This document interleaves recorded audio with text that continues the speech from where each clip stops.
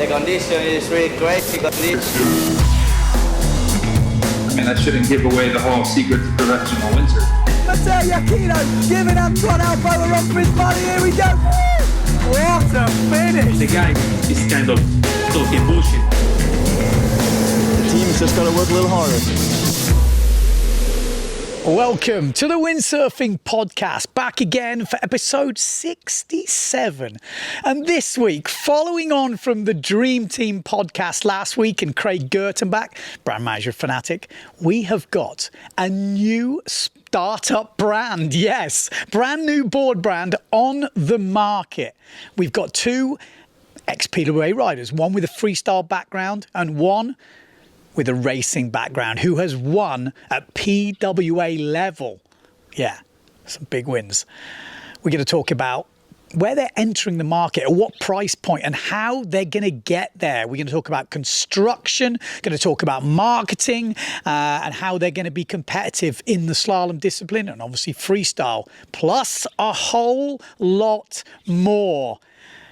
Who is the brand I'm talking about? Well, the brand is WeONE, and the riders are Paul Simmerl and Ben Vanderstein. Paul, Benny, welcome to the podcast. How you guys doing? All good. Or great, actually. Thanks. Yeah, we're obviously doing this threesome very much online. Benny, I would assume you're in Tarifa. Paul just told me he's in snow-covered Austria, powder weather. So yeah, I'm in Canaries. So we're opposite ends of the spectrum a little bit. We gathered here today because you two, along with a third guy, Gerhard Scharl, if I'm not butchering this name, are launching a new windsurfing brand. We'll get to why and how the market is currently and all the nitty gritty. But first, I'd like to ask you a little bit about your backgrounds. Benny, whoever watched any PWA in the last 20 years will know your name. I think you had like a streak of 7 years in the top 5 on the rankings, countless podiums, multiple event wins, third in the championship like multiple times. But I think not many might necessarily like associate you with, I don't know, product development, because that always stays quiet, and especially design. So tell us a little bit more about your experience and your, process of now, being full on with. Well, that's quite a long story, but I'll try to keep it short. It all started when I just got 18 and I came to Tarifa to work with Robert Stroy and Steve Allen on the ART sales and Fanatic boards. This was in 1998, 99 somewhere, before you were born. I was 6 years old, 7. Yeah. And from there on, I actually stayed with every brand I went to in the development, and then learned a lot over the years with different sail designers, different board designers, and like I said, got rolled into the R&D world. Yeah, but I think more people, like you kind of had this very nice stretch with Loft Sales that is currently your sponsor as well, that you've been kind of on the forefront and very involved. Gastra was also kind of a few years, it was your baby, the sales. But boards is that your thing too, or what are we? What should we expect? Board started actually quite early, because in the beginning, early PWA days, there was still slalom before the Formula came, and we were making our own boards together with Jamie Lever in Maui back then, and also working with Sebastian Wenzel on slalom boards, and after that on the Formula boards. So. And then during the years also learned a lot from Patrice Belbioc with Exocet. I did many years of development with him. And last but not least was Keith Tabul with Goya, where I really learned a great deal of things. Yeah, you learned not to put a wave rocker in a slalom board. I tried that, but it didn't work. And Paul, probably outside of Austria, I'm sorry if I'm arrogant, but you might be a little anonymous until that podcast, of course, until this podcast, of course. Now, I like to, consider myself freaking tapped in, and I like to think I know. Yeah, pretty no much worries. Go for everybody, it. but the only thing I managed to find out is like, your name is Paul. You worked at F2, and now you're managing a startup windsurf brand. So, tell us. Yeah, actually, I was windsurfing like I started as a kid, and then continued the road, and were not really successful in freestyle. But I like the scene and how it's going, and I like to do product development. And there I found actually myself again, like the passion for the sport and the passion for developmenting stuff. And yeah, I came out of the freestyle scene, and then I was like 2 years on the PWA, but as I told before, not really successful, and then a bit on the EFPD. And then I worked like, I designed my own freestyle board that they worked good, and so it was the start of like from the whole journey. And now we are here actually where we are. So you designed and kind of built and hand shaped and whatever, like a few boards, yeah? That's where you like a garage production. Exactly. So it started like more on computer, on Shapes 3D shaping, sending those files to factories, getting the blank ready, tested it, changed it, like on that point. I didn't start like out of hand shaping. I start like more on the computer 3D modeling. Yeah, that's a pretty good point. I want to ask you both, because we kind of moved into the era where you don't actually, or you tell me if you need a hand shaper in a windsurfing brand, because we really moved to 3D shape and to programs that will do a lot of stuff kind of automatically, and you still got to know what you're doing, but you don't necessarily need to take a blank hot wire and shape it. So what's your take? Like, do you actually need a proper old school shaper in the when you're starting a brand? Actually, we have that as well in our group. We are like three. It's Benny, Gerhard, and me, and we're all coming from different points of view. And Gerhard is actually start shaping 20 years ago in his garage, like with hand shaping without CNC machine. And so we have like three different kind of positions, and that's it. Yeah. So, okay. So we established you need a shaper, you need kind of a head of R&D writer, you need a manager. What else is like a checklist? Okay, we're starting this brand. What else do we want? Do we need to start a windsurfing brand these days? A factory in the background that works. Budget. Self-confidence. And the way that you really like to hustle for stuff that things getting to roll. Can you elaborate on that? What do you mean? Like, just give us a few examples of the windsurf hustle. Like that when you have the vision to create something, like you have it in your mind, but in the end, it takes like way longer the way to get there and to do all the work. And it's meaning like Benny knows it as well, really good, spending hours and hours in the sanding room and getting stuff done to, that everything is ready and settled up.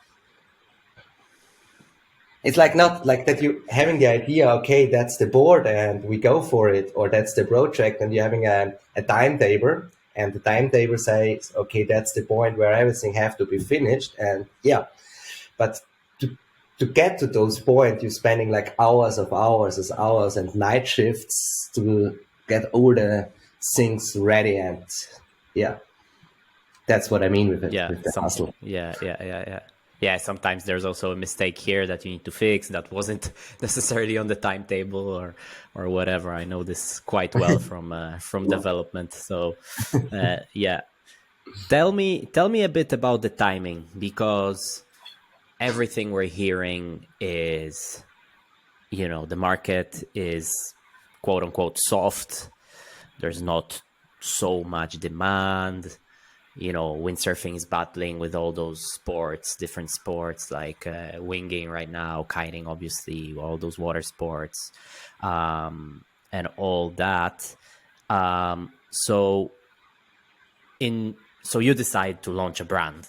So is in your mind the soft market thing bullshit, or do you have a magic formula, or you have somebody with deep pockets, or you just don't care and you just want to do it anyway? What's your relationship with the timing? Actually, the reason why we launched it is that I saw that windsurfing is getting like every year more and more expensive, and at some point some persons will not be able to afford it to buy gear. And so we came up with the idea to try to make windsurfing affordable anymore. So again, that's meaning like bringing more people there to get gear in a good quality, in a fair price. Okay, that sounds very good, but we know, the three of us know, that this is very hard to do in reality. So what is the magic formula behind that? Actually, there is not a real magic behind it. It's like just passion, do it, and try to keep our own costs as low as possible to give the product to the customer to a fair price. So, for example, we cut in whole Europe the importer. That meaning like the boards are able to buy directly on the web shop or over a dealer. So there's like one person which is earning less before the board is coming to the customer. Yeah. And then you're also obviously producing in Europe, in Austria, right? So, or did I get that wrong? You're producing in Austria, right? No, like we are producing the custom boards. We are producing in Austria, okay. And the serial boards are produced in Asia. Yeah. No, because like everything when you're looking into it, because people always write in the comments, how is a piece of styrofoam with a little bit of carbon 2,500 euros, 3,000 euros?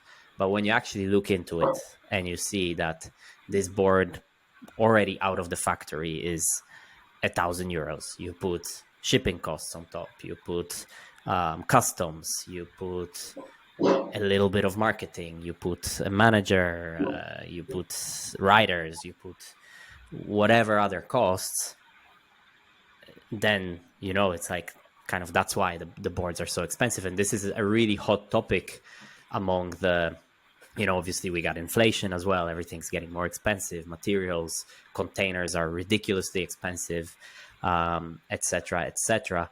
So you launched right into that niche, but tell us, like, what do you think, like, against, because there's a lot of small brands, there's Futurefly, FMX, there's loads of small board brands, but even against those you are trying to be like almost 30, 40, sometimes 50% cheaper. So how Well, if you tell me, we have to kill you, Martin.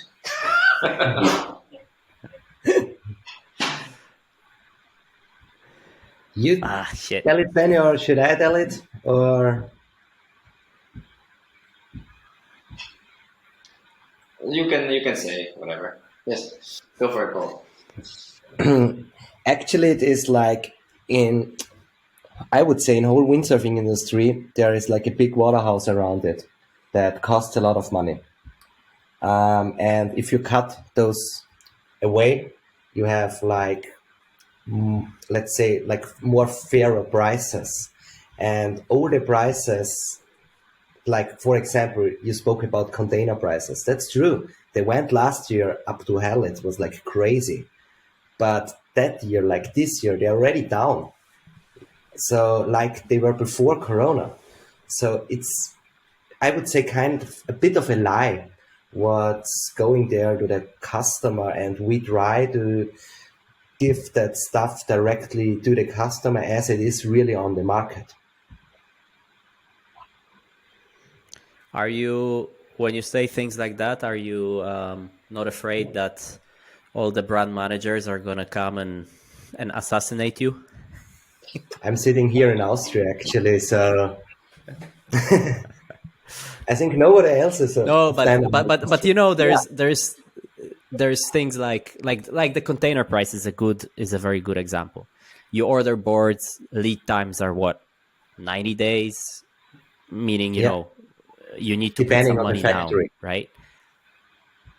Depending on the factory, exactly. You need to put some money down. You need to calculate everything in front. So yes, this year containers went down, but the boards that, let's say, I got a few weeks ago, they were planned already since spring last year. You know, planned because you book a slot in the factory, you book that transport in advance, etc., etc., and you kind of need to leave a little bit of margin for, you know, for those prices going up and down. And for sure, if something gets cheaper, great, right? Then you can probably lower the price in the shop or whatever. But yeah, I guess you guys are going to operate on very, very small margins, right, at the beginning. Is that correct? Yeah, actually, we operate with small margins. That's true. But at the end as well, we calculated it not that bad, I would say. And we didn't calculate, for example, like super expensive photo shoots and all those stuff in, because at the end, the customer has to pay that stuff. So if you're getting, for example, a really nice catalog, at the end, the customer has to pay it. We have everything online. We don't have, we don't have a catalog. All our stuff is seen online, and we try to reduce those costs to getting the board in a really good quality, as cheap as possible to the customer, because actually the whole sport lives from the passionate windsurfers out there. And if they are not able to afford gear anymore, the sport will die. And that's my wish. But all, you know, all the brands that I mentioned, the small brands, especially the small brands, but also big brands these days, it's not like you see, you know, 2-week photo shoots in Maui anymore. I mean, like we're doing, you know, we're hiring a local guy in Tarifa or in Canaries that doesn't need to fly in. We do all our, you know, all our stuff in, you know, in 3, 5, 6 days, all the content that goes out throughout the year. So these things are already going on, yet the boards are still 2,500 euros, while on your website you can get a board for 1,500. And it begs the question, is that going to be worse? Is the technology, is the board going to last? Etc., etc. Because if nobody actually managed to achieve it, you know, it's like, okay, you know, are you trying the impossible here? Actually, that's what we're having now. The prices on the website, that's a pre-order price. That's a totally different topic. In like from the normal prices. The normal prices are 20 to 25% higher. That's like the start. For 100 boards, we said, okay, the first 100 boards we're giving for an extra special deal. They can pre-order it and we'll get it in May. Like to the price what you mentioned, like the 1,500 euros. Yeah. How long does it take to sell 100 boards for a brand new brand? Just joining the market and just starting and just showing the product. I can give you the answer. I don't know, in 1 month. What time it takes. Right now we are on around 30 sold, what I know. I didn't check it today, but it's quite good for us. And we wanted to give even those first 100 boards cheaper to the customer, but they have to wait for it till May, till the first container is arriving. That doesn't mean like the boards stay the whole year on that price. That's like really limited on 100 boards. Yeah. Hey, you're staying awfully quiet there, Benny. So I'm gonna stop grilling Paul for a second and move over.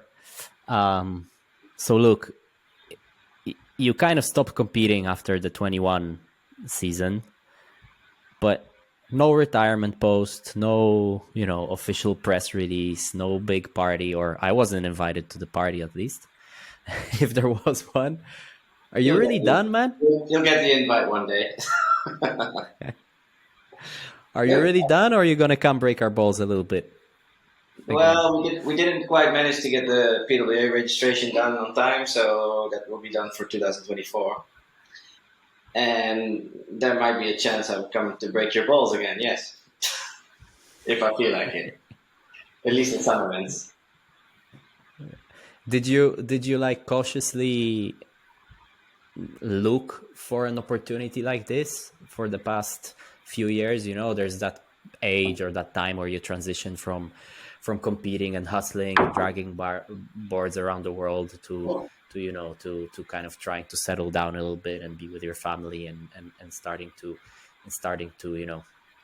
to maybe do something a little bit more normal, let's say. Yeah, it's not. Yeah, I've been looking for opportunities, of course, different stuff to do in windsurfing, and well, I started talking to Paul last year winter, and well, we slowly moved on to this project. So that was a nice thing to do, and I also work for PWA as a race crew, so I can break your balls as well a little bit there. And you already did. So yeah, I'll be fair. Yeah. But what, like, let's say you said you were talking to Paul last winter. I'm pretty sure you could get kind of a random job, a random opportunity at a bigger brand. What was attractive about this? Being kind of a big piece of a smaller puzzle than a smaller piece of a bigger puzzle.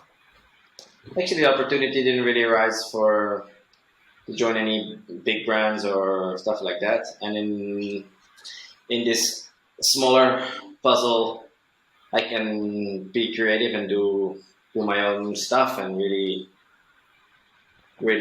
do the stuff I really like to do and learned over the years to give it back to windsurfing, basically. Yeah. Are you like kind of in charge? What's actually the role? What roles are you guys playing? You mentioned Gerard is kind of the shaper, but I know you even send me some screenshots of a few speedboard designs and stuff. Like how are you guys dividing this?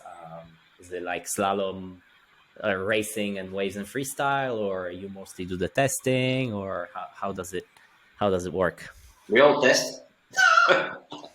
I basically do all the racing department, so free race, slalom, speed, foil, all this stuff, and also the testing for that, and the design, the layouts, the whole thing, and then Paul will tell you about the rest. Yeah. What Exactly. what kind of surprised you? Because yeah, go on, Paul. Go ahead. Yeah, exactly. Like I do it like freestyle and new school wave, and Charlie is doing like freestyle wave, old school wave, free ride, and those stuff. So like everybody have Okay, so you his actually part in the company who is responsible for, and I think that make it like really good. So yeah. Benny, what kind of surprised you on this side of the of the wall, like that you've maybe been, I don't know, thinking, working, like we work so much time on R&D with different shapers and different things, but once you actually have to do it all by yourself, like the designing, the shapes, the modifications, the layups, the whatever, what was like something like, oh fuck, I didn't expect this? Well, I wasn't really expecting. It was just like, okay, we gotta go hands on and we gotta go do it. Like, I mean. So what's the biggest challenge then? Like, let's say from a rider, from a rider and a development person, which you've been for, like you said, almost 30 years now. Yeah, it's the biggest challenge would have been like less time on the water, basically, because a lot of things around have to be done, like finishing the boards, which takes a lot of time, doing all the adjustments in the cutouts, which I was normally always already doing, but now it needs to be done again and again and again, tested again. So everything, yeah, I have to do by myself in terms of the racing stuff. Yeah. What do you mean finishing? Like before you send off a prototype, you need to kind of take care, bring us in a little bit into the technical part as well. Well, the boards are normally Charlie does the laminating stuff, like for the prototypes, and we get the board just laminated but unfinished. So we need to put the hot coat, sand it so it's correct, like the rocker line has to be correct, the V, all this stuff. This takes quite a lot of time. And then the painting and the putting the boxes in sometimes and stuff like this. It's all hands-on stuff, what we never used to have to do, which I have to do now. Yeah. And then before you send it off, let's say you got this board, you finished it, you tested it, you modified it, and then before you send off like the master board to the factory, what to mold, or are you guys actually just sending the file? Like how does that work? Let's say from when it leaves your hands to when it comes to a customer. Actually, we are going, like I'm going next like in 2 weeks I'm going to the factory and we stay there the whole serial production process. So to check the quality, to check rocker, to check if everything is right, what we want to have. So like Gerhard and me starting, then Gerhard is going home and Benny is coming, and yeah, so we spent kind of time in Asia now. Whereabout is the factory? Are you guys at Cobra, Thailand, somewhere in China, something different? The factory is in China actually. Yeah. How confident are you? Is that a new factory or some other brands have been producing there already? It's kind of a new factory that did boards, but not windsurfing boards.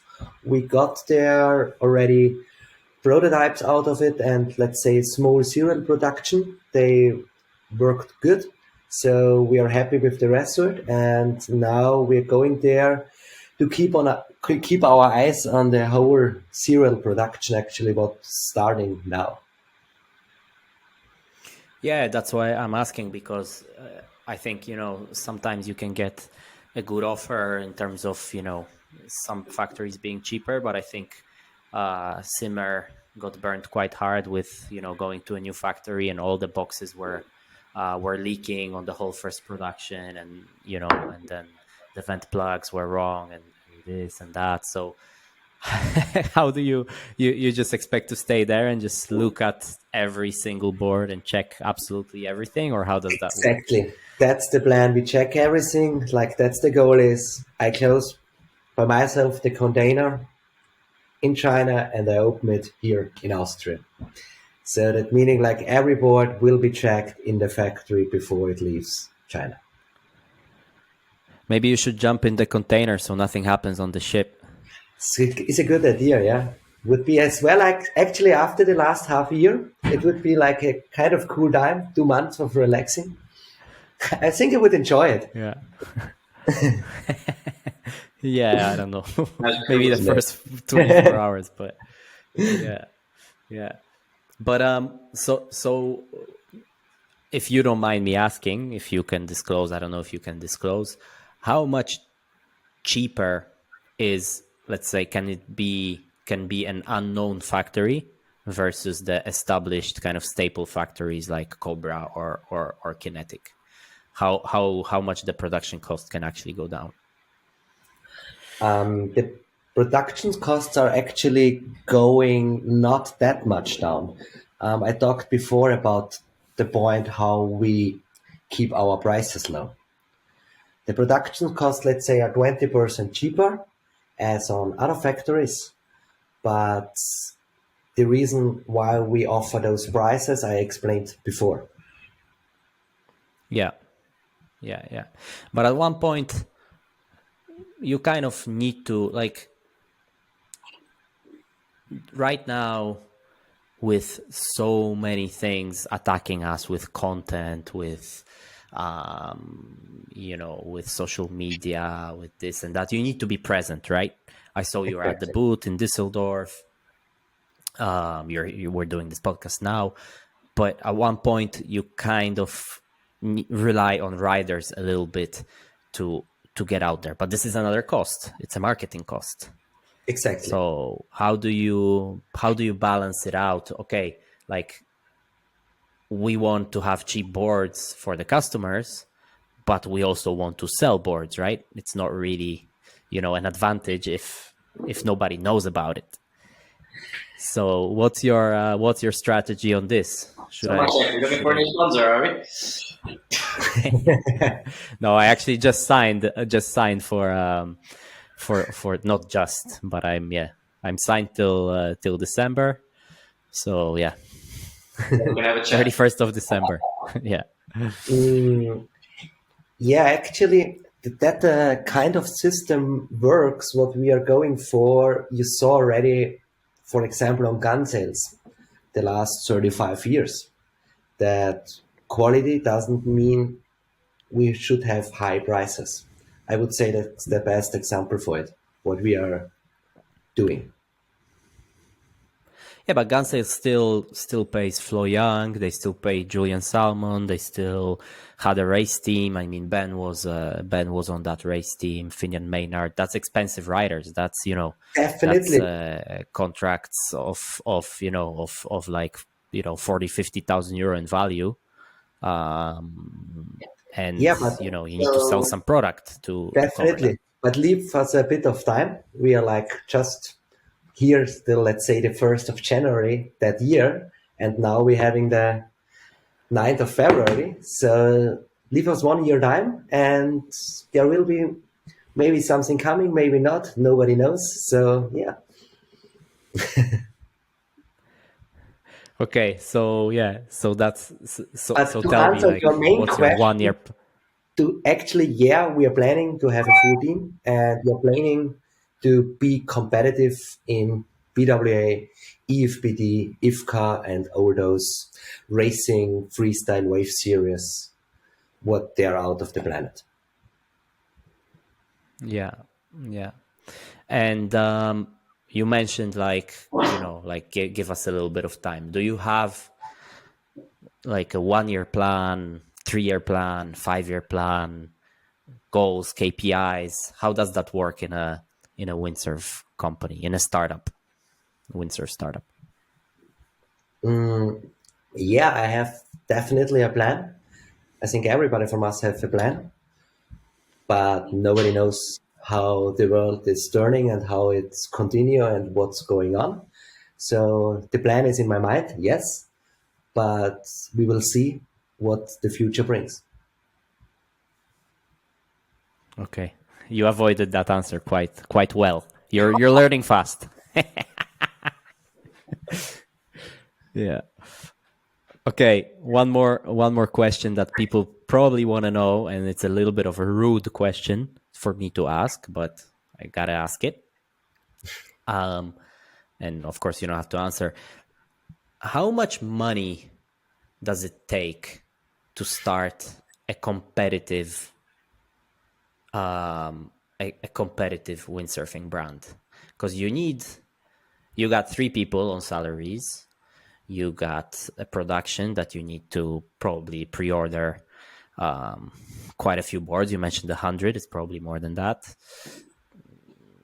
You need a little bit of marketing. I think the space at the booth in Düsseldorf is not cheap. You're probably going to be in Defi Wind. You're going to do all those things. That adds up quite quickly. Flights here and there, prototypes, all this. How much?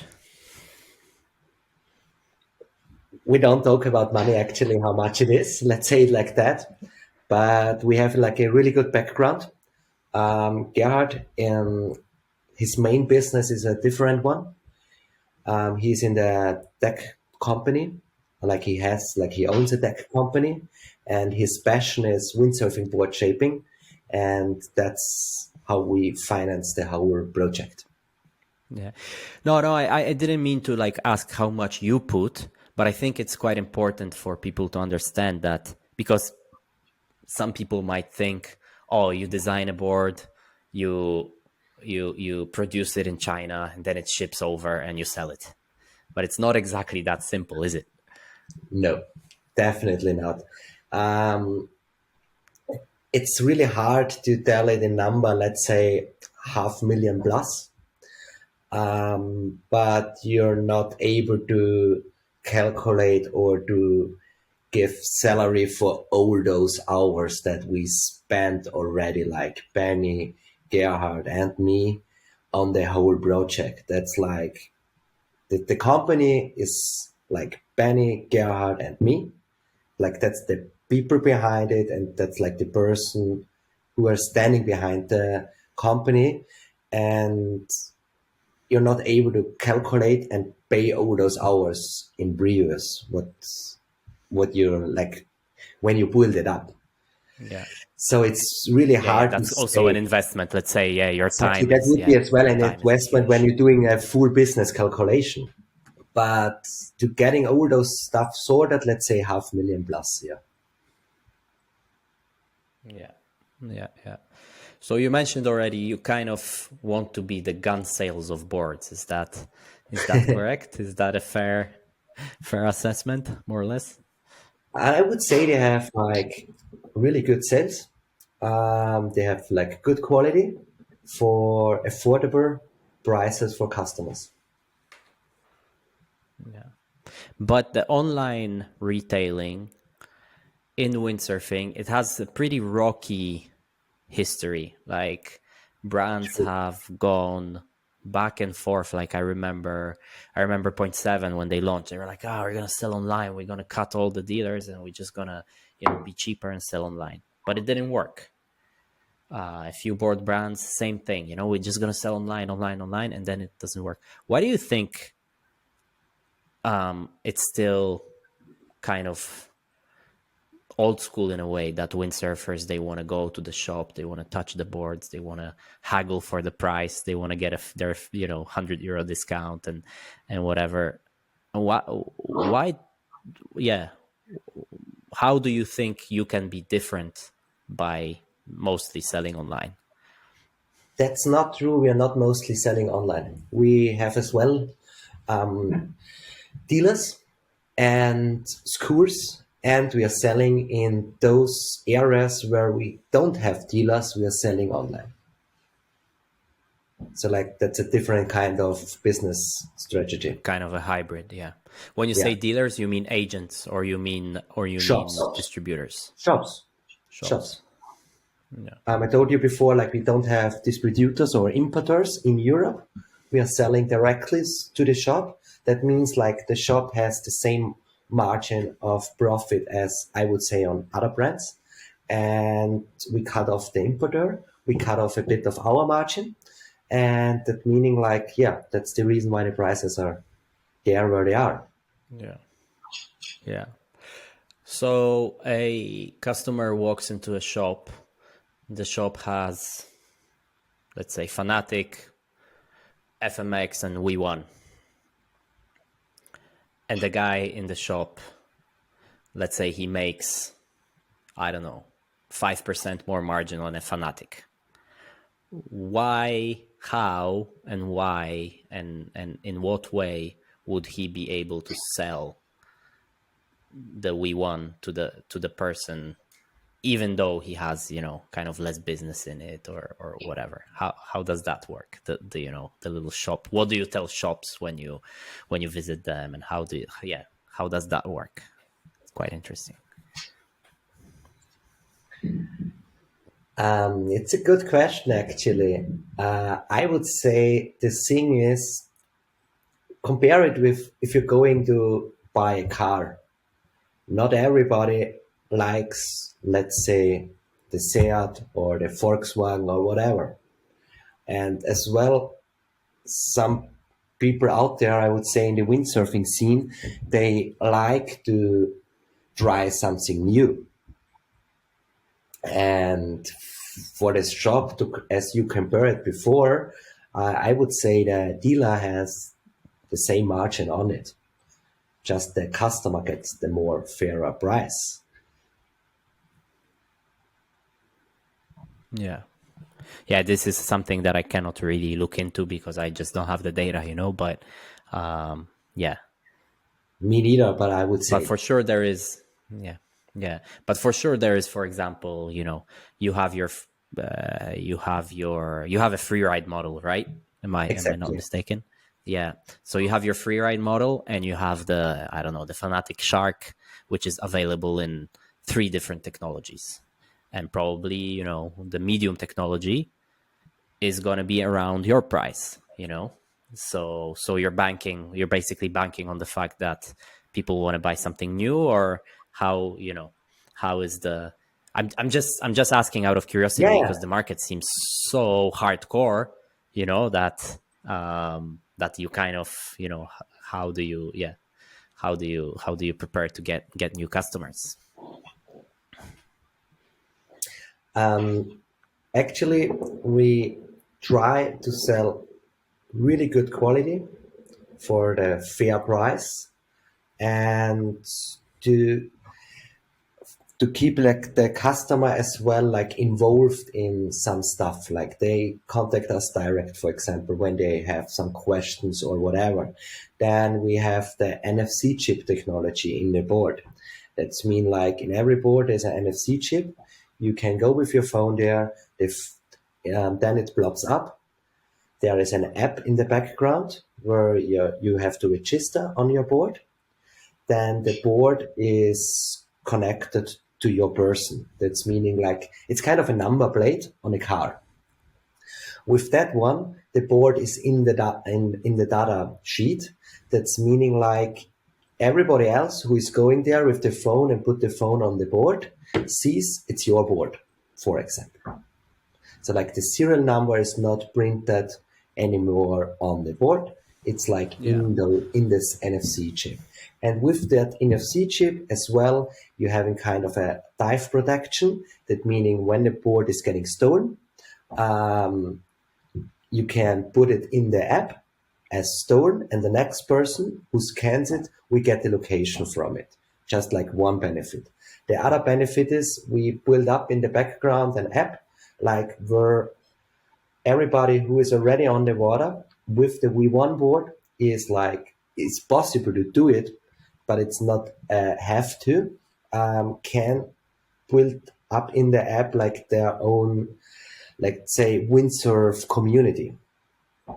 It's like, I'm surfing here, you are surfing there. They see it directly on their app and so on. They're getting informed about new products. They have, like, for example, where to put the mast foot on the board, in which kind of condition. And when I'm like, let's say 180, where I have to sell my foot straps, it's like all on your phone. You have it always with you, and you don't have to search for it anymore in the internet. And I would say that's something like, yeah, it's good for the customer to have it. Yeah. You know what would be really sick if that little chip also had a tracker that if it gets stolen, you actually know, like, find my iPhone, you know? That you Yeah, actually know where that it would is. be cool, but then you have the problem that you need a battery. And the good thing about that chip is it works with energy from another, like a mobile phone or an iPad. So you never have to load that chip, and it's always running. Yeah, Because you it would be, mentioned that then you could kind of track your sessions, you know, the kilometers, whatever, without wearing or starting any type of watch. And yeah. yeah, But there you go, a business product idea. I'll send you my account later. perfect. Yeah, We did think of that already, Maciej. Yeah. yeah. No, of course, it's pretty obvious. I'm not exactly Einstein over here. Yeah. So Benny, on the racing side, what can we expect? The level is pretty high. The production boards of many brands are very good. What was your your thought process behind what you want to do for the race boards? I mean, I say race boards, but it's quite a few boards actually. It's slalom, it's foils, it's speed, it's probably free races somewhere there as well, probably. So tell us a little bit. Well, there's a big range of boards. Yeah, there's for me was important to deliver a product that's easy to use. So boards have to be easy, fast, and comfortable to ride. Like, there's so many boards out there that are really fast, but they are not comfortable to ride. So for me, it was important to have like the whole package complete and just good construction, long lasting as well. Like for the small boards, for example, I want you to be able to jump them. Like in other brands, they say, "Oh, you cannot jump a slalom board." I want you to jump my slalom board. This is the thing also behind it. Like, yeah. But then if I was a dick, I would ask, like, how much heavier is it? Yeah, it's not much heavier. It's just a few 100 grams, but it's just enough to make it strong now. Yeah. So you pounded those things in Tarifa for a year now, or what? Yeah, I'll send you the pictures after tomorrow. 60 knots Few tomorrow. forwards, few 100 kilo forwards. Yep. Slalom board. Don't worry. Yeah. That does a pretty good and how you say endurance test, durability test. Actually, is it true that when you guys were testing the RSX for Neil Pride, that you actually forwarded the thing for durability? Is that true, or is that not you? I didn't do the RSX. Okay. Yeah, wash your hands from that piece of Yeah, shit. not my thing. Definitely not your thing. Okay, but easy to use, this and that. But you know how everybody is. You're from Holland, the home of the GPS, speed surfing. If a speed board, for example, isn't going right there with everybody, I mean, racing is a performance oriented Yeah, thing, but right? if it's not going with everybody, we won't bring it out. So that's as simple as it is. Okay. So you only bring it out. So you're already bringing out a range of slalom, a range of foil slalom, and a range of speed. Yes, correct. Right on. Okay, so we're gonna see you. I think you can still make the IFCA deadline for registration, right? Yeah, you have to do it 3 months before. Yeah, correct. Yeah. Okay. I'm gonna try not to do that event, but I'm gonna be cheering for you. Gonna be cheering for you, definitely.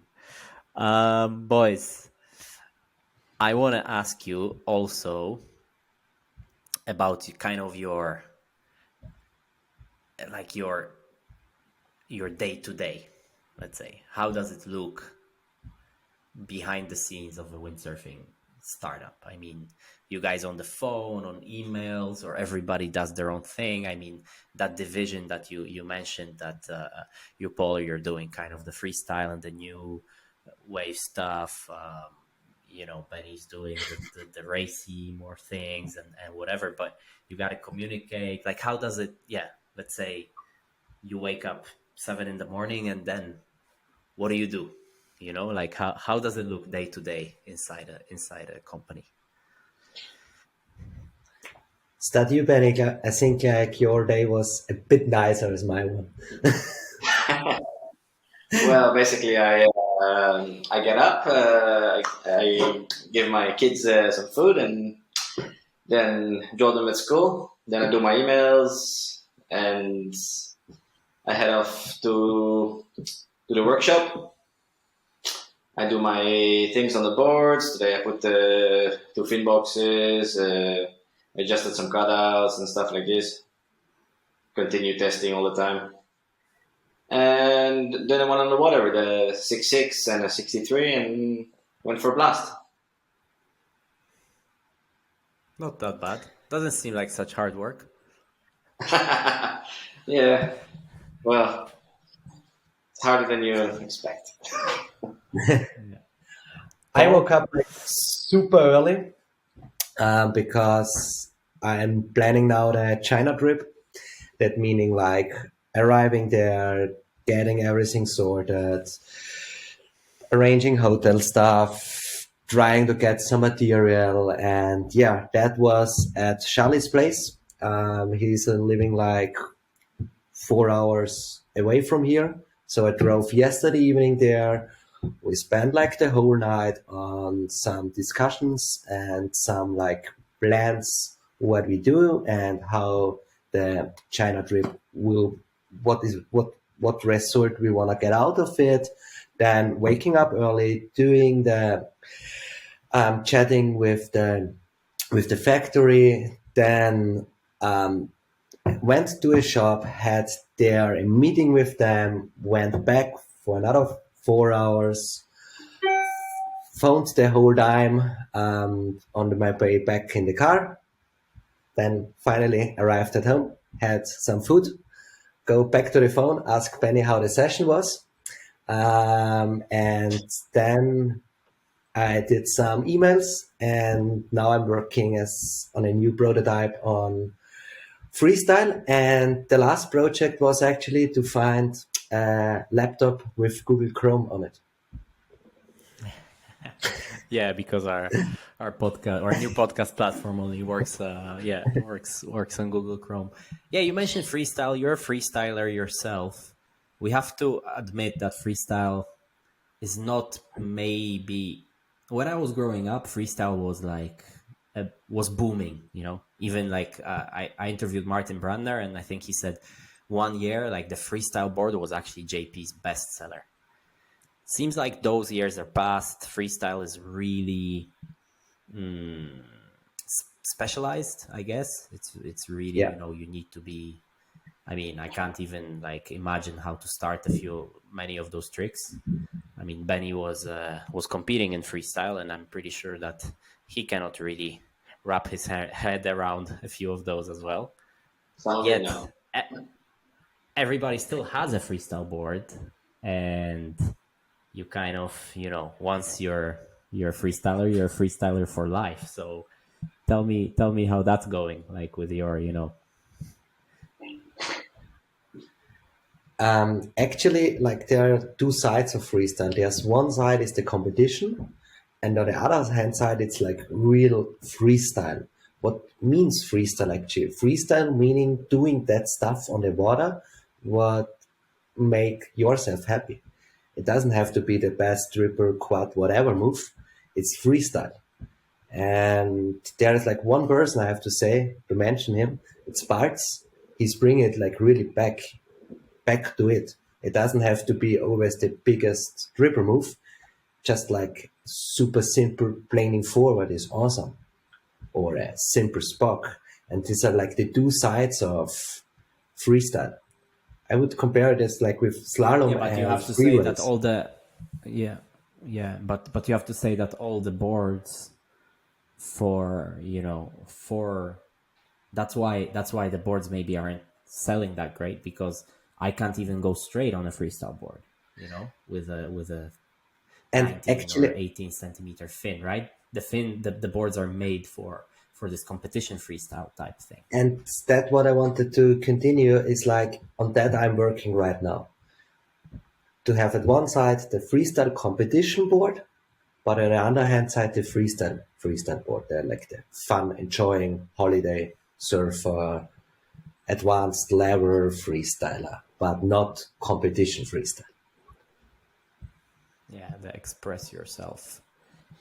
Okay, if we have this talk in February 2024, you can tell me I'm happy with X, Y, Z that it happened. Or let's say, what would have to happen that in a year time, if we talk, you're going to tell me I'm stoked. I'm stoked how this WeONE project is turning out. Well, if we are having this interview, we're gonna be stoked. That's a good answer, but I guess I'm more asking like for a company. Normally for a company it's about, I don't know, the Excel sheet, right? But obviously you're not getting into the windsurf business for an Excel sheet. It's just part of it. So I guess I'm asking like, how do you define success as your brand? I would say when customers coming and telling us that we did something good, that would be for me the greatest success for it. That like the work, the time that we spent in it, that it pays off. And as well, I hope that we are sitting as well in 1 year here in the same team, because I really enjoy working with Benny and Gerhard, because like it's hard work, but it makes a lot of fun as well with those two. That would be for my. And then let's say in 5 years, because obviously you invest, as you mentioned, quite a bit of money to start the brand. What's the timeline on that? Like, you need to get it back in 5 years, 10 years. What's the Excel telling you? How's the conversation with Mr. Excel going? Excel is actually right now shut down for that conversation. So Excel is telling me nothing right now, but yeah, there have to be like an income for sure. Otherwise a company is not running and there is no point behind to continue on it. But as everybody knows, it takes time that things getting to roll. And when stuff starts to roll, you have to continue to push and to find new ideas and new ways to stay on the market. Yeah. And what are those ways? Like, you kind of, like you probably, everybody of us growing up had things we looked up to, brands that we loved because their marketing was something or whatever. If you could mimic yourself after one brand, I don't want to say it has to be a windsurf brand. Any brand, can be Nike, can be Apple, can be whatever, What would your kind of, golden brand be?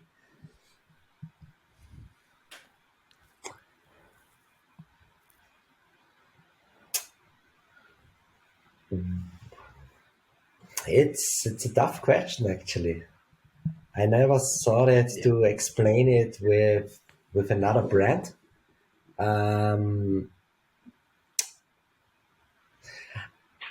Actually, I would say I'm not thinking about what would be the success I would like to reach. I would more say it. I want to enjoy the journey where it brings me, and that I growing out of a person with Benny and Gerhard around me during that whole project. I would say for myself, there is actually not a brand I would like to be like that brand, or yeah, no, actually not. I would enjoy the journey. Doing your own thing. Yeah, enjoy the journey, having fun, and doing something where a lot of people are into the project. And my main goal for WeONE would be bringing more persons to windsurf, because that's the passion. We had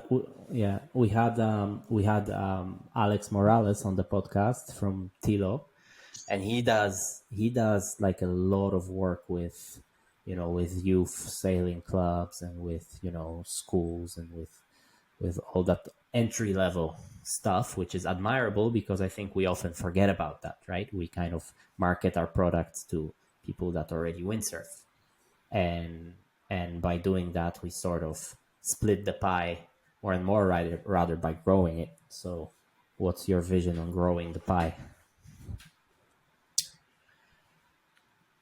To bring windsurfing like easier, for example, if you made a beginner course and you go in a shop and you see those prices, it's unaffordable for a youth person, like when you're at university, or it's not like that you're going to your parents when you're 16 and say, hey mom, hey dad, I would like to do something, it costs you just 4,000 euros.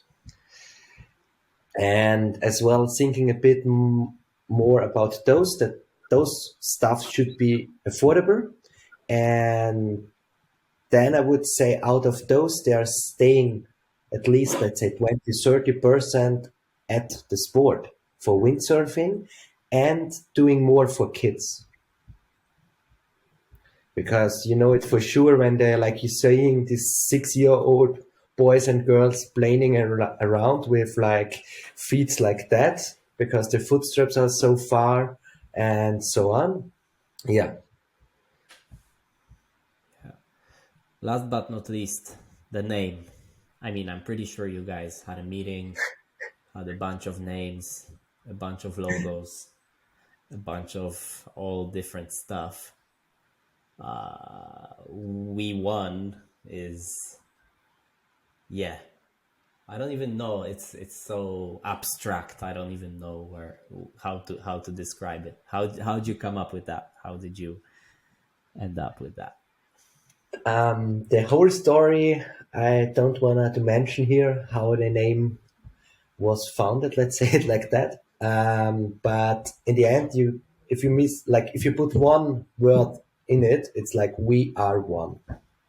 It's like one world, one passion, one sport. Doesn't matter actually what you're riding or what you're doing, we're living all together for the same passion. Yeah, that's a good explanation. The name. Okay, and now the real thing. Is WeONE better than F2? Is that it's like F1 versus F2? It doesn't have actually nothing to do with the old brand where I was like working for. No, it's, as you mentioned, you have like thousands of names in your head at one point. You're sitting in like on a table with a lot of like papers on it with something written, and then you're standing up and say, okay, that's it. And we go for it. Yeah, and you are definitely going for it. Guys, thanks so much for shedding a little bit of light. I guess good luck is in order, because luck is also a part of the equation. I hope your China trip goes well, and enjoy that little sleep in the container. And yeah, Benny, send me those videos of you planing. Fuck. Really bad. Doing planing forwards with your small slalom gear. I'll definitely enjoy those. Yes, I'll try to jump higher than the lighthouse tomorrow. Yeah, definitely. Yeah, definitely worth putting it online. Boys, appreciate it. Thank you so much, and hope to see you on the water with your shiny new boards. It's exciting. It's always exciting when a new brand joins us. So They're not shiny. Are they matte? They're matte. Yeah, sorry. They're shiny because they're new. Okay. Fair. Yeah, right on. With your brand new matte boards. Yes. Okay, Yeah. boys. Take care All right, of yourselves. Thanks for having us. And see you anywhere around. Yeah, see you. Thank you.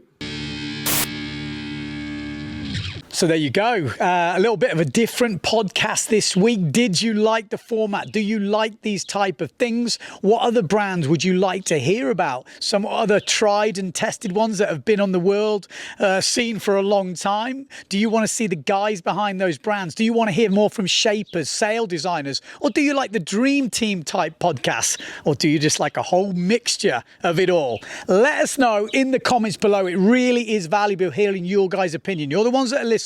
And if you do like these podcasts, you do like the other stuff we do on the channel, please chip in some beer money. Yeah, like I said, a lot of people supporting the channel. And I know there's a few out there that can't be bothered basically to sort it out. But it does help the channel a lot, and it does help us plan for the future. So massive thanks to everyone who is.